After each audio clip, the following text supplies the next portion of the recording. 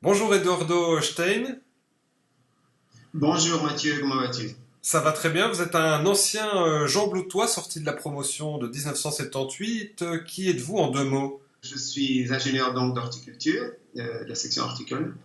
Quand je suis arrivé au Venezuela fraîchement là, en 78, j'ai eu beaucoup de mal à trouver du travail dans mon secteur. Et je suis passé par l'élevage, je suis passé par les dindes, je suis passé par un recensement agricole. Et maintenant, je dirige une compagnie horticole avec des serres, des terrasses, c'est l'horticulture intensive, disons. Alors, vous vous trouvez, on l'a compris, au Venezuela, à Caracas, si j'ai bien compris, c'est ça? Je suis à Caracas en ce moment, près de mon bureau, chez moi. La ferme est à 1 heure et demie d'ici, donc je passe la plupart du temps là-haut. Et je viens ici surtout pour avoir Internet, faire des appels téléphoniques. On est déjà un peu plus tranquille parce que c'est devenu une trop grosse boîte à mon avis. Nous sommes 160 personnes, ça fait du monde.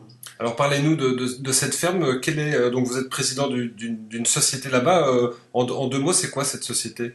Et qu'est-ce qu'elle fait? Donc notre produit principal, ce sont des salades prêtes à manger, à consommer. Donc nous avons depuis les cultures jusqu'au supermarché, nous faisons tout. Culture, processing et distribution. Et à part les salades qui sont, disons, le gros de notre production, nous avons aussi des herbes, il y en a une quinzaine, et quelques légumes fins comme des zucchini petits, des carottes baby, des petites tomates, des bush beans, comment vous appelez ça, les haricots verts, frais, bien présentés dans leurs petits sachets et tout ça. Alors, parlez-nous de votre parcours professionnel depuis l'obtention de votre diplôme à Jean Blou. C'était en 1978. Donc, quand je suis arrivé au Venezuela avec beaucoup d'enthousiasme, je cherchais dans mon secteur, horticulture, et l'horticulture ici est dominée par des Portugais, des Canariens et des gens des Andes. Ils travaillent d'une façon assez primitive, ça, les choses ont changé quand même, mais en ce temps-là, personne ne cherchait un agronome pour ce secteur-là.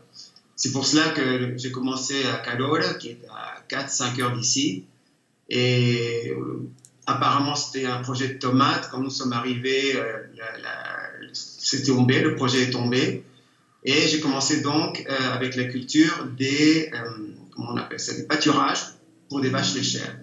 Donc, c'était pas exactement mon secteur, mais vite, je suis allé à l'université locale, j'ai beaucoup lu, je me suis adapté, j'aime l'aventure, j'aime fonder, c'était impeccable pour nous. Ma femme a eu le courage de laisser son job en plein Caracas, super building, commercial, une multinationale, et elle m'a suivi à la ferme. Et grâce à son appui, il faut le dire, je vais toujours le souligner, grâce à son appui, c'est que nous avons pu fonder une ferme qui au début est une petite ferme un peu hippie. On faisait des endives. Ensuite, on est passé aux asperges.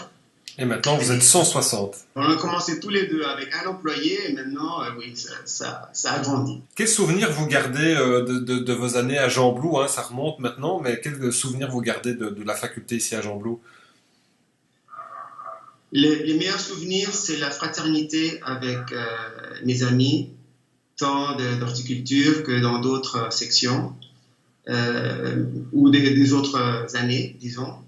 Je me rappelle en particulier de Gilles Croiset, de Samuel Benoudis, Madani Saïd, Souerji et d'autres. Pierre Mailleux qui était dans ma promo, etc.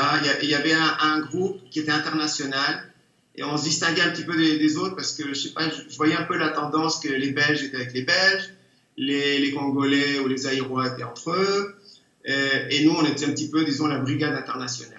D'accord. Sénégal, évidemment, Mamadou Kouma, je ne peux pas l'oublier. Et donc, c'était un groupe très sympa. Est-ce que vous continuez à vous intéresser un peu à la vie de la faculté? De Oui, je loin? reçois les bulletins de la IGX. Malheureusement, je suis un peu. Il me manque du contact. J'aimerais bien aller aux assemblées ou aux réunions ou les parcours que vous faites là en groupe. Mais j'ai toujours un peu le rêve d'aller à la faculté un jour et avec des diapos ou quelques vidéos et montrer un petit peu ce qu'on fait ici. Ce serait très sympa. Merci beaucoup en tout cas, Eduardo, d'avoir répondu à la question. Bien, merci Mathieu.